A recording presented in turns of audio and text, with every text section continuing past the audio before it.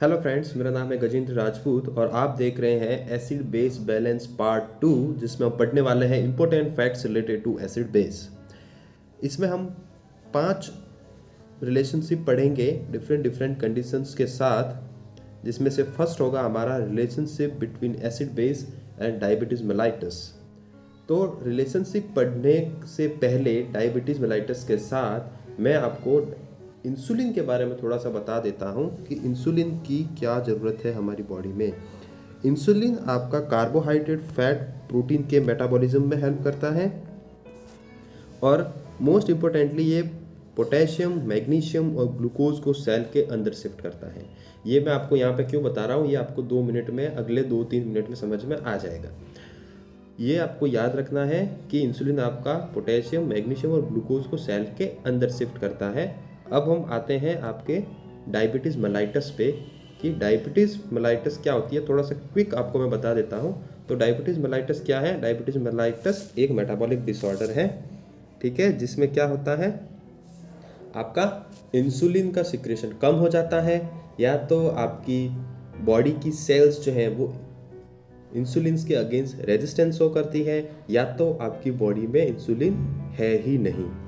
अब ये diabetes mellitus जो है वो 2 टाइप की होती है, टाइप फर्स्ट और टाइप सेकंड। टाइप सेकंड जो है वो आपकी अडल्ट्स में देखने को मिलती है और इसमें आपका इंसुलिन जो है वो डिक्रीज हो जाता है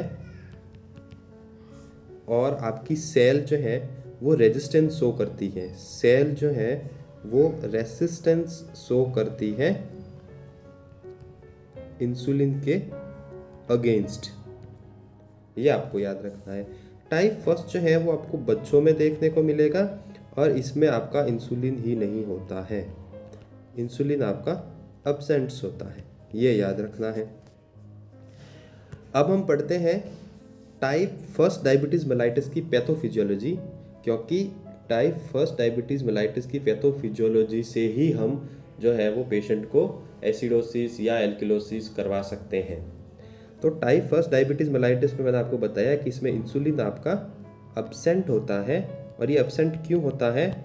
क्योंकि हमारे पेनक्रियाज की बीटा सेल्स वो सेल्स हैं जो इंसुलिन का सिक्रेशन करती हैं, उनका डिस्ट्रक्शन हो जाता है। बीटा सेल्स का डिस्ट्रक्शन हो जाता है। तो जब बीटा सेल्स का ही डिस्ट्रक्शन हो गया, जो इंसुलिन बना रहा है उनका ही डिस्ट्रक्शन हो गया, तो इंसुलिन हमारी बॉडी में कहाँ से बनेगा? इंसुलिन नहीं बनेगा, तो इंसुलिन क्या हो जाएगा? अब्सेंट हो जाएगा। अब अगर इंसुलिन अब्सेंट हो गया तो मैंने आपको बताया था कि जो ग्लूकोज होता है उसको सेल के अंदर भेजने के लिए हमें इंसुलिन की नीड होती है। किसकी नीड होती है? इंसुलिन की। और इंसुलिन तो है ही नहीं। क्यों? क्योंकि बीटा सेल्स आपके मर गए हैं, बिखर गए हैं, टूट गए हैं, डिस्ट्रक्शन हो गया है, कुछ भी हो गया है उनका, तो वो तो है ही नहीं। अब बीटा सेल्स ही नहीं है तो इंसुलिन ही नहीं है। अब इंसुलिन नहीं है तो ये ग्लूकोज को अंदर पहुंचाएगा कौन? कोई नहीं पहुंचाएगा। अब ग्लूकोज को अगर अंदर कोई नहीं पहुंचाएगा तो इस ग्लूकोज का लेवल आपके ब्लड में बढ़ता जाएगा और आपको क्या हो जाएगा? आपको हो जाएगा हाइपरग्लाइसीमिया। हाइपरग्लाइसीमिया। लेकिन अब हमारी बॉडी की सेल्स को काम करने के लिए एनर्जी तो चाहिए, और एनर्जी अगर उनको नहीं मिलेगी, और एनर्जी किस रूप में मिलती है? ग्लूकोज के रूप में मिलती है। अब उनको अगर ग्लूकोज नहीं मिल रहा है तो वो क्या करेगी? वो हमारे नर्वस सिस्टम को जो है वो मैसेज कर देगी कि भाई साहब हमें तो खाना मिल नहीं रहा है, हम काम कैसे करें? तो हमारा नर्वस सिस्टम जो है वो क्या करेगा कि अच्छा ठीक है, हम देखते हैं क्या हो सकता है। और ये भाई साहब क्या करेंगे? ये भाई साहब हमारे हंगर सेंटर को एक्टिवेट कर देंगे। ये हमारे हंगर सेंटर को एक्टिवेट कर देंगे और पेशेंट को लगेगी बहुत तेज से भूख। उसकी एपिटेट जो है वो हो जाएगी इंक्रीज। एपिटेट इंक्रीज हो जाएगी तो पेशेंट खाएगा दबा के खाएगा और दबा के ग्लूकोज बनेगा उसके बॉडी में। बन गया जी ग्लूकोज। अब ये ग्लूकोज को सेल के अंदर पहुंचाना है। अब अंदर पहुंचाने के लिए क्या चाहिए? इंसुलिन चाहिए। तो पेशेंट को भूख लगी, दबा के खाया, उसमें इंसुलिन आया क्या? नहीं आया। क्यों नहीं आया? क्योंकि बीटा सेल्स तो है ही नहीं हमारे पास, बीटा सेल्स का तो डिस्ट्रक्शन हो गया है जहाँ से इंसुलिन आता है। तो चाहे आपने कितना ही खा लिया, ग्लूकोज तो आपके बॉडी में बढ़ गया, ब्लड में ग्लूकोज का लेवल तो बढ़ गया, लेकिन वो सेल्स तक नहीं पहुँचेगा। क्यों? क्योंकि आपके पास इंसुलिन नहीं है। अब ये जो ग्लूकोज आपकी बॉडी में बढ़ा, आपके ब्लड में बढ़ा, ये और ज़्यादा सीवियर हाइपरग्लाइसीमिया करेगा। क्या करेगा? सीवियर हाइपरग्लाइसीमिया करेगा। पहले 300 था, अब 500 हो गया। पहले शुगर का लेवल 300 था और इन भाई साहब ने अब 500 करवा दिया। चलो जी, अच्छी बात है, 500 करवा दिया, लेकिन सेल्स को क्या ग्लूकोज मिला? नहीं मिला। सेल्स तो अभी भी भूखे ही हैं। फिर से नर्वस सिस्टम को रिक्वेस्ट करें कि जी हमें अभी भी नहीं मिला। फिर हमारे नर्वस सिस्टम ने बोला अभी तक नहीं मिला, चलिए हम कुछ दूसरा रास्ता निकालते हैं। और ये भाई साहब क्या करते हैं, हमारी बॉडी में जो स्टोर्ड ग्लाइकोजन होता है उसका ब्रेक डाउन कर देते हैं कि लो जी, इधर से ले लो आप एनर्जी। और ये जैसे ही ग्लाइकोजन का ब्रेक डाउन होता है, ग्लूकोज बनता है। ये रही सेल। अब ये इसको अंदर भेजना है। अंदर कौन भेजेगा? इंसुलिन भेजेगा। इंसुलिन है क्या? नहीं है जी, इंसुलिन तो नहीं है। क्यों? क्योंकि ग्लाइकोजन को ब्रेक डाउन किया, उसमें इंसुलिन का प्रोडक्शन तो हुआ नहीं, उसमें तो क्या निकला? ग्लूकोज निकला। और ग्लूकोज तो हमारी बॉडी में पहले ही भरा पड़ा है, ब्लड में पहले से भरा पड़ा है। पहले भूख लगी थी वो वाला, उससे पहले जो खाया उसका भी ग्लूकोज, वो जो शुगर है वो सारा उसी में है। तो ग्लाइकोजन के ब्रेक डाउन के बाद भी जो है वो आपको इंसुलिन का रिक्वायरमेंट जो थी वो पूरी नहीं होती है, ग्लूकोज ही और आया। लेकिन उस ग्लूकोज को सेल के अंदर भेजने के लिए हमें इंसुलिन की ज़रूरत है, और वो अभी तक हमारे पास नहीं है। और अगर इंसुलिन नहीं है तो ये जो अभी ग्लूकोज ग्लाइकोजन को ब्रेक डाउन करके आया है, ये भी आपके ब्लड में ही पड़ा रहेगा। और अब 500 से आपका शुगर का लेवल हो जाएगा 600। और 600 होने के बाद फिर सेल जो है वो आपके नर्वस सिस्टम को बोलेगी कि जी अभी तक नहीं मिला हमें तो कुछ भी खाने को।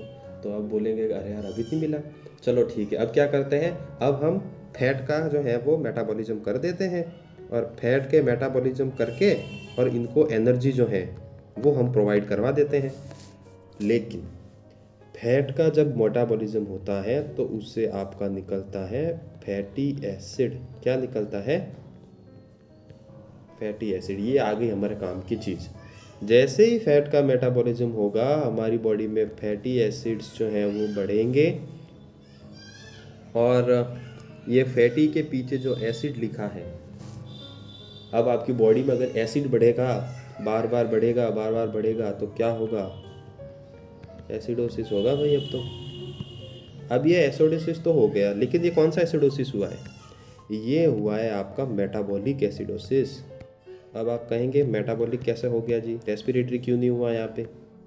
तो उसका जवाब मैं दे देता हूँ कि मैंने आपको प्रीवियस वीडियो में बोला था कि CO2 के अलावा, CO2 भी एक एसिड है, CO2 के अलावा बॉडी में कोई भी एसिड अगर एक्यूमुलेट होगा, बढ़ेगा, तो वो आपका non volatile hydrogen ion / acid होगा। मतलब वो नॉन वोलेटाइल होगा। वोलेटाइल आपका कौन सा है? CO2 है। तो नॉन वोलेटाइल हाइड्रोजन आयन जब आपकी बॉडी में बढ़ता है तो उससे आपकी गड़बड़ कौन से एसिड बेस में होती है? वो होती है मेटाबॉलिक। किस में होती है? मेटाबॉलिक में। तो क्योंकि ये नॉन वोलेटाइल हाइड्रोजन आयन अभी हमारी बॉडी में बढ़ा है, तो आपका जो एसिड बेस इम्बैलेंस होगा वो होगा मेटाबॉलिक एसिडोसिस। और ये जो फैटी एसिड्स हैं इसको हम कीटोन भी बोलते हैं। तो इस वजह से इस एसिडोसिस को कीटो एसिडोसिस भी बोलते हैं। क्या बोलते हैं? कीटो एसिडोसिस भी बोलते हैं। और इस कीटो एसिडोसिस की वजह से एक सिम्टम हमें शो होगा, वो होता है कुस्मॉल रेस्पिरेशन। क्या होता है? Kussmaul respiration. इस कुस्मॉल रेस्पिरेशन में क्या होगा कि आपके लंग्स कंपनसेट करेंगे इस एसिडोसिस की कंडीशन से और लंग्स आपके बढ़ा देंगे आपके रेस्पिरेटरी रेट को और डेप्थ को, ताकि अब फैटी एसिड को तो लंग्स बाहर निकाल नहीं सकते, लंग्स तो किसको निकाल सकते हैं, CO2 को निकाल सकते हैं। तो जो जितनी भी लंग्स की कैपेसिटी है उसके हिसाब से वो मैक्सिमम CO2 का जो है वो क्या करेंगे, वॉश आउट कर देंगे। ये एज अ कंपनसेशन हो रहा है कि भाई फैटी एसिड को तो हम कम नहीं कर सकते लंग्स, तो हम क्या करते हैं, हम अपना जो एसिड है CO2 उसको बाहर कर देते हैं, और उसको बाहर जब हमारा लंग्स करेगा तो उस टाइम पे रेस्पिरेटरी रेट और डेप्थ जो है वो बढ़ जाएगी। और ये रेस्पिरेटरी रेट और डेप्थ के बढ़ने के बाद जो रेस्पिरेशन का पैटर्न हमें शो होगा उसको बोलते हैं हम कुशमॉल रेस्पिरेशन। इम्पोर्टेंट है, एग्ज़ाम में आ सकता है।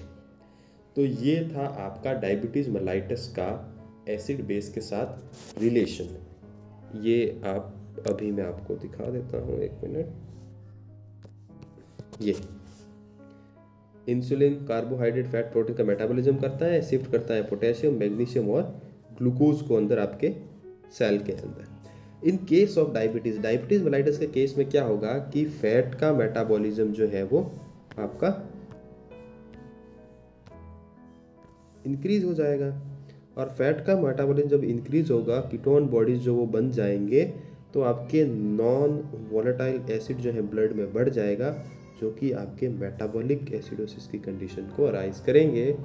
और इसमें एक सिम्टम्स होगा जो मैंने आपको पीछे एक्सप्लेन किया, कुशमॉल्स रेस्पिरेशन, जिसमें रेट और डेप्थ रेस्पिरेशन का बढ़ जाएगा, उसको हम बोलते हैं कुशमॉल्स रेस्पिरेशन।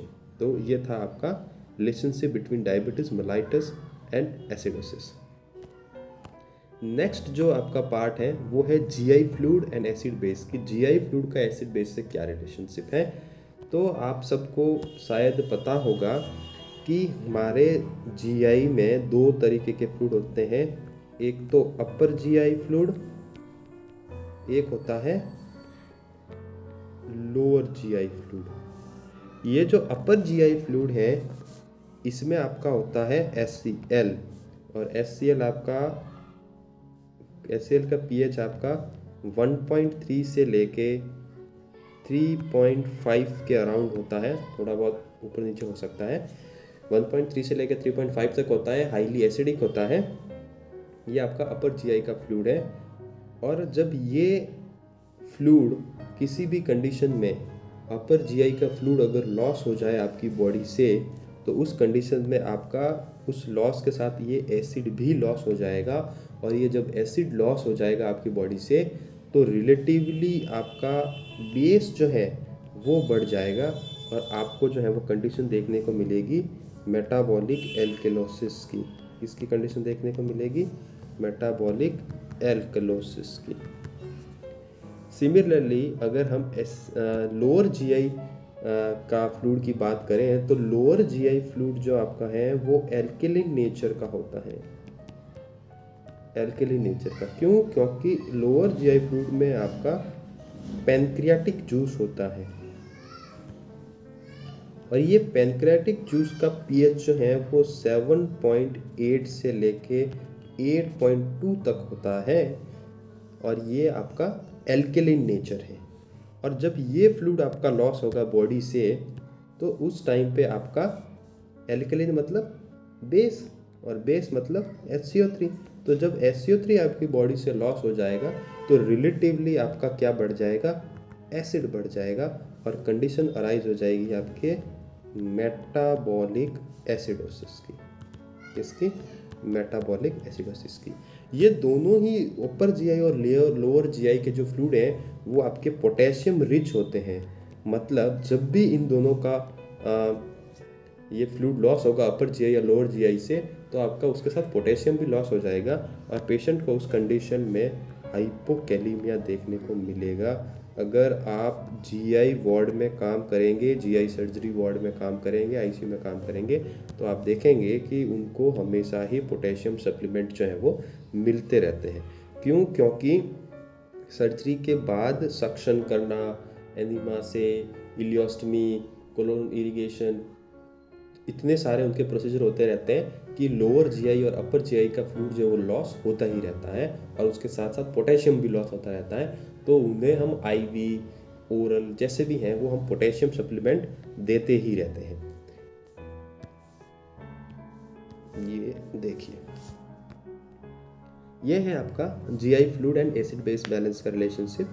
आपका अपर जीआई का जो गैस्ट्रिक जूस है उसका जो पीएच है वो 1.2 से 2.5 तक होता है, ये के रिच होता है। और जब lower loss of upper GI fluid होगा तो हमेशा मेटाबॉलिक एल्कलोसिस और हाइपोकैलेमिया होगा, मैंने आपको बता दिया।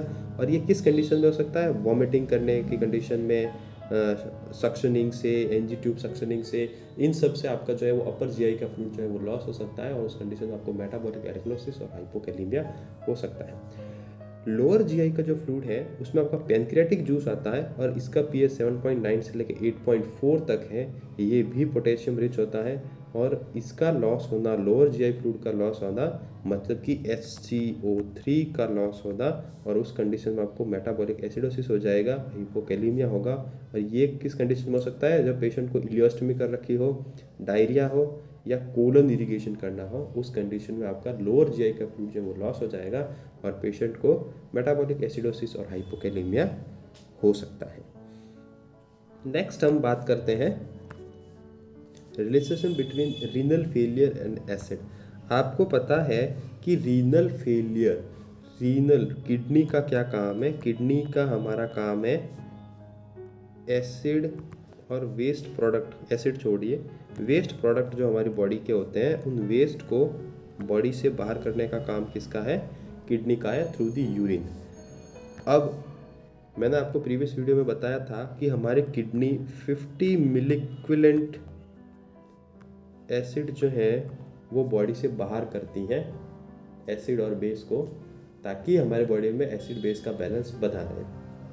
अब क्योंकि रीनल फेलियर हो गया है पेशेंट को, तो ये एसिड या बेस जो है, एसिड जो है वो हमारी बॉडी से एक्सक्रीट आउट नहीं हो पाएगा, और अगर वो एक्सक्रीट आउट नहीं हो पाएगा हमारी बॉडी से तो उसका लेवल हमारे ब्लड में बढ़ता रहेगा, और पेशेंट को हो जाएगा एसिडोसिस। क्या हो जाएगा? एसिडोसिस। और क्योंकि ये CO2 नहीं है ये वाला भी एसिड, तो इसलिए ये मेटाबॉलिक एसिडोसिस होगा, न कि रेस्पिरेटरी एसिडोसिस होगा। और इसके साथ साथ आपको हाइपर कैलेमिया भी होगा, क्योंकि आपकी किडनी जो है वो पोटेशियम को भी एक्सक्रीट आउट करती है, एक्स्ट्रा पोटेशियम को भी एक्सक्रीट आउट करती है। लेकिन अब आपकी किडनी काम नहीं कर रही है, फेल हो गई है, तो ये पोटेशियम का लेवल भी आपकी बॉडी में बढ़ता जाएगा, और आपको हाइपर कैलेमिया की कंडीशन अराइज हो जाएगी। नेक्स्ट है आपका relationship between diuretic and acid base. Diuretics जो आपके होते हैं वो आपके क्या करते हैं? लूप डायूरेटिक्स जो होते हैं वो आपके क्या करते हैं? ये आपके लूप ऑफ हेनले पे वर्क करते हैं और आपका यूरिन आउटपुट बढ़ा देते हैं। यूरिन आउटपुट जब आपका बढ़ जाएगा तो उसके साथ साथ एसिड और पोटेशियम ये दोनों लॉस हो जाएंगे, और जब एसिड और पोटेशियम दोनों लॉस हो जाएंगे, एसिड अगर लॉस हो जाएगा तो रिलेटिवली क्या बढ़ जाएगा? SCO3 बढ़ जाएगा, और उसकी वजह से आपको मेटाबॉलिक एल्कलोसिस की कंडीशन जो है वो पेशेंट में हो जाएगी, मेटाबॉलिक एल्कलोसिस की।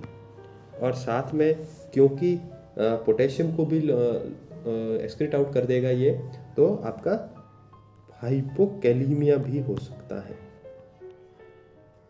तो जब भी आप किसी पेशेंट को डायूरेटिक्स देंगे तो उस कंडीशन में आपका एसिड लॉस ज़्यादा होगा, और एसिड लॉस ज़्यादा होगा तो आपको मेटाबॉलिक एल्कलोसिस होने की कंडीशन जो है वो, चांसेस जो है वो हमेशा बढ़ जाएंगे।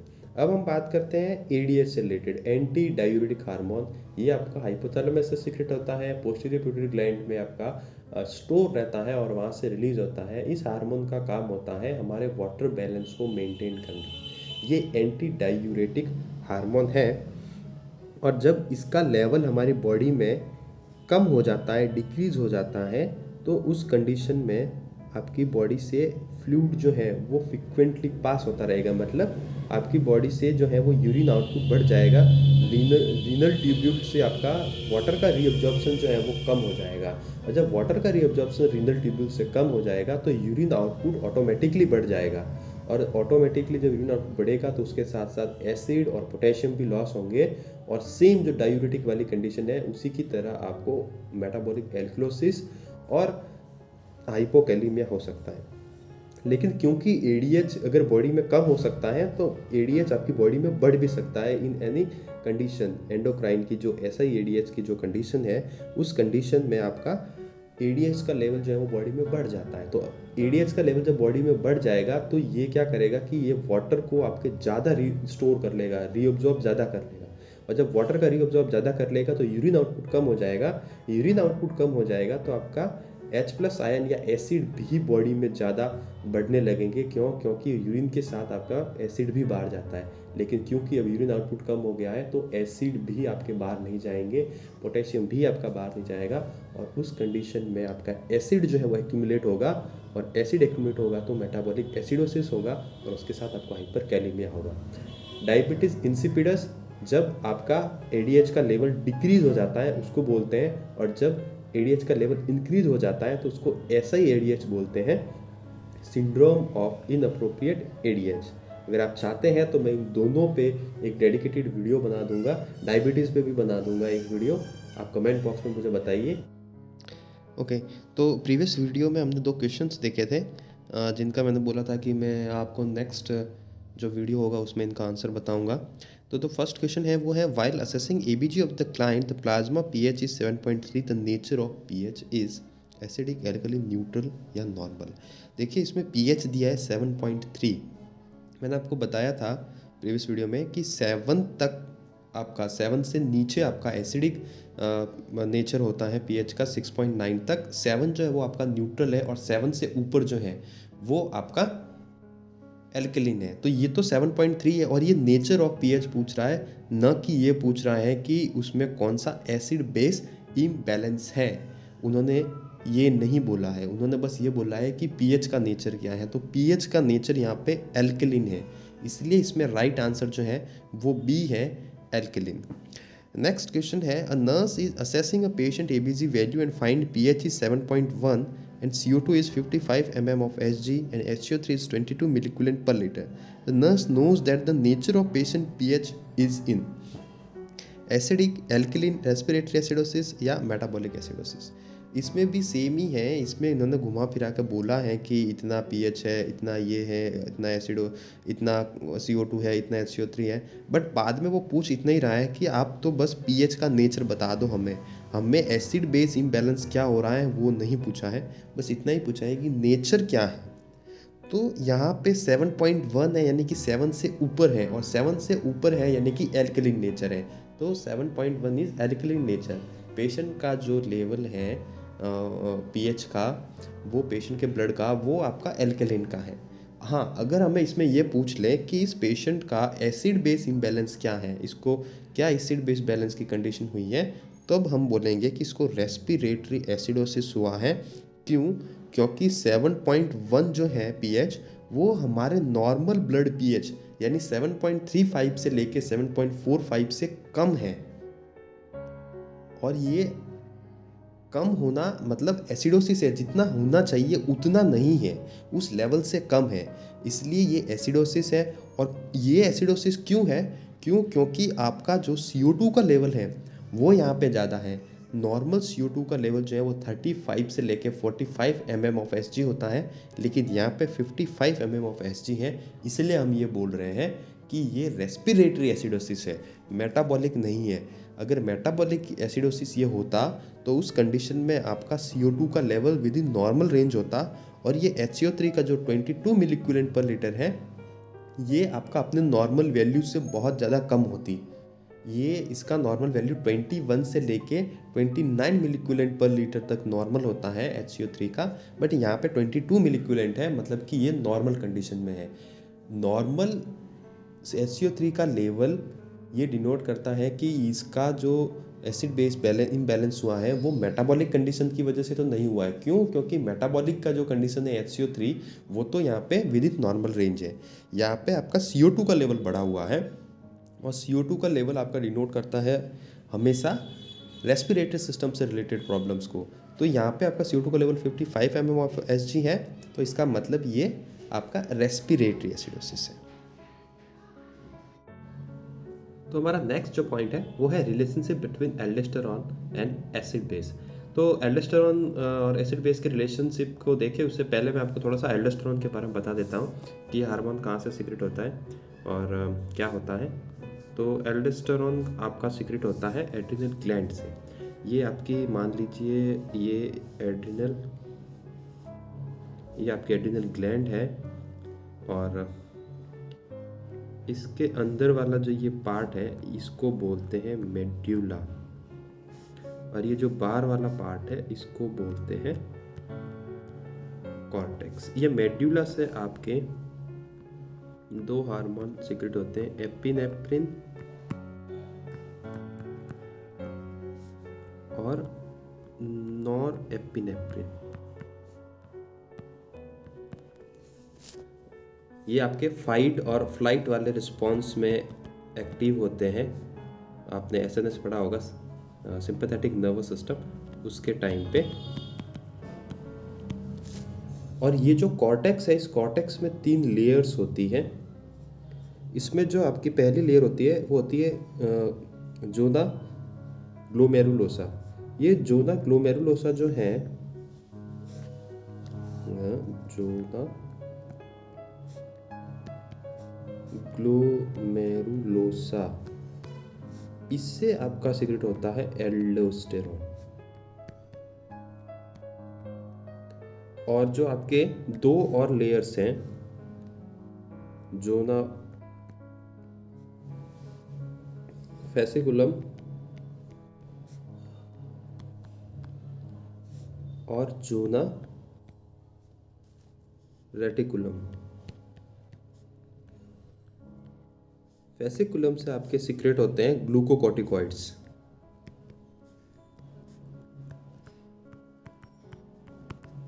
जो कॉर्टिसोल, कॉर्टिसोन, ये जो है वो आपके ये ग्लूकोकॉर्टिकॉइड्स है। ये सीक्रेट होते हैं आपके जोना फेसिकुलम से। एल्डोस्टेरॉन सीक्रेट होता है आपका जोना ग्लोमेरुलोसा से, और जोना रेटिकुलम से सीक्रेट होता है आपके एंड्रोजन्स। तो ये आपको पता चल गया कि आपका एल्डोस्टेरॉन कहाँ से सीक्रेट होता है। तो आपका एल्डोस्टेरॉन सीक्रेट होता है आपका जोना ग्लोमेरुलोसा से, और इसका जो काम है एल्डोस्टेरॉन का फंक्शन वो क्या है वो मैं आपको बता देता हूँ। एल्डोस्टेरॉन का फंक्शन है, ये आपका रीअब्जॉर्ब करता है